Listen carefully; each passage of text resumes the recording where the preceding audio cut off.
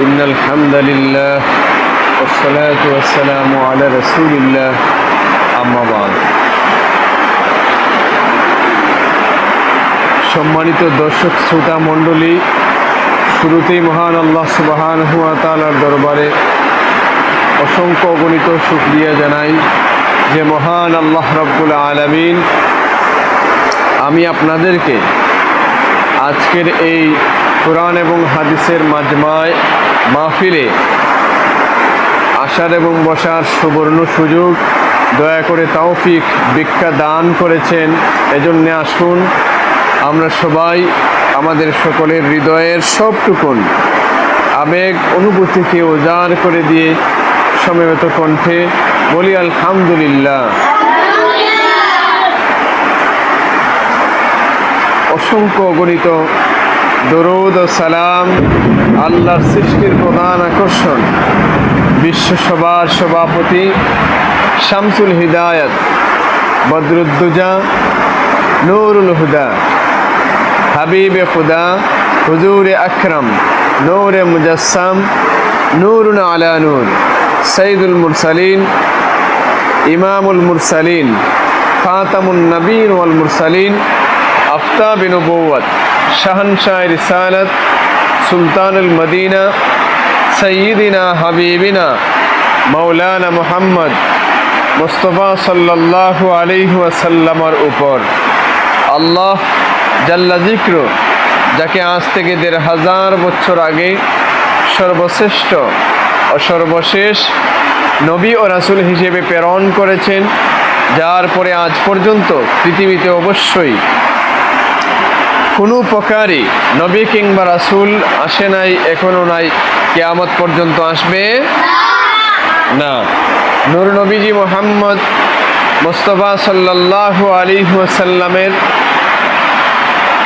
উম্মত হিসেবে যে আমি আপনাদেরকে আল্লাহ রাব্বুল আলামিন কবুল করেছেন, এজন্য আসুন আমরা সবাই আল্লাহ রাব্বুল আলামিনের দরবারে শুকরিয়া আদায় করি।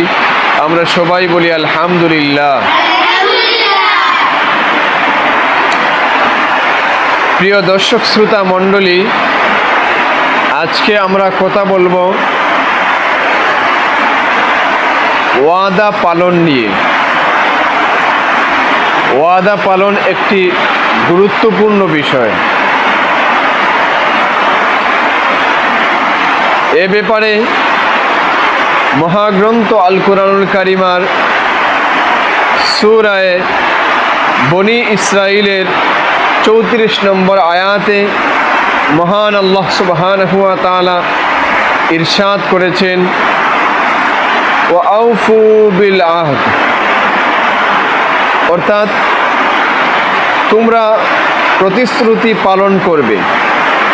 ওয়াদা পালন হচ্ছে একটি উত্তম গুণ। কথা দিয়ে কথা মতো কাজ করাটাই হচ্ছে ওয়াদা পালন। এজন্যে যে ব্যক্তি ওয়াদা দিয়ে ওয়াদা ভঙ্গ করে অথবা পালন করে না, তাকে কেউ বিশ্বাস করে না। কাজেই ওয়াদা দিয়ে ওয়াদা ভঙ্গ করা যাবে না, ওয়াদা দিয়ে ওয়াদা পালন করতে হবে। সুতরাং আমরা সবাই ওয়াদা দিয়ে ওয়াদা পালন করতে রাজি আছি না নাই? কেননা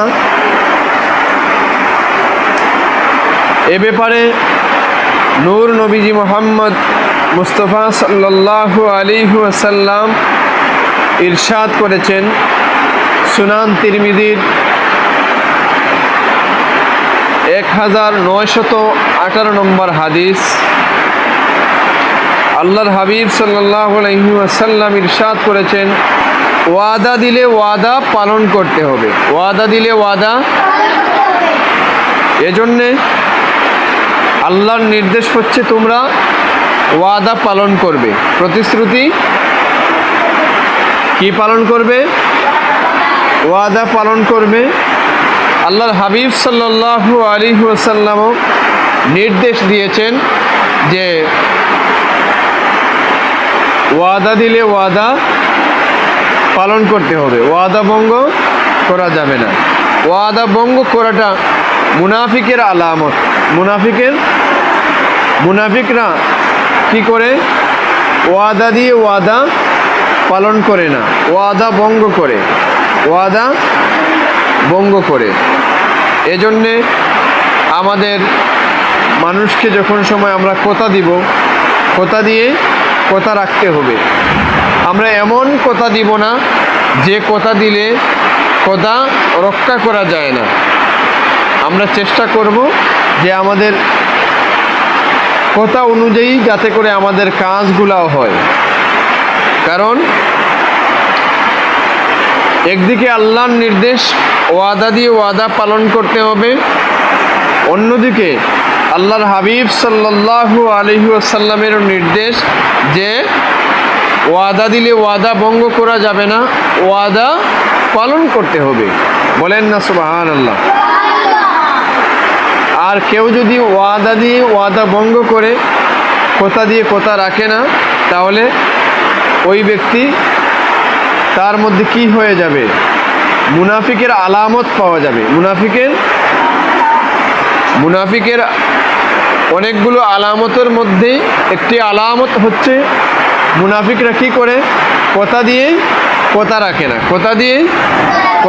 না, ওয়াদা দিয়ে ওয়াদা পালন করে না। কাজেই আমাদেরকে দুনিয়ার জীবন পরিচালনা করতে গিয়ে আমরা যাতে করে ওয়াদা দিয়ে ওয়াদা পালন করতে পারি, কথা দিয়ে কথা রক্ষা করতে পারি। আল্লাহ সুবহানাহু ওয়া তাআলা ওনার হাবিব নূর নবীজি মুহাম্মদ মুস্তাফা সাল্লাল্লাহু আলাইহি ওয়াসাল্লামের নূরময় পা মুবারকের, জুতা মুবারকের সদকায় আমাদেরকে তৌফিক দান করুন। আমরা যেন ওয়াদা দিয়ে ওয়াদা পালন করতে পারি, কথা দিয়ে কথা রক্ষা করতে পারি। আল্লাহ তাআলা আমাদেরকে তৌফিক দান করুন। আমরা সবাই বলি আল্লাহুম্মা আমিন। জোরে বলি আল্লাহুম্মা আমিন।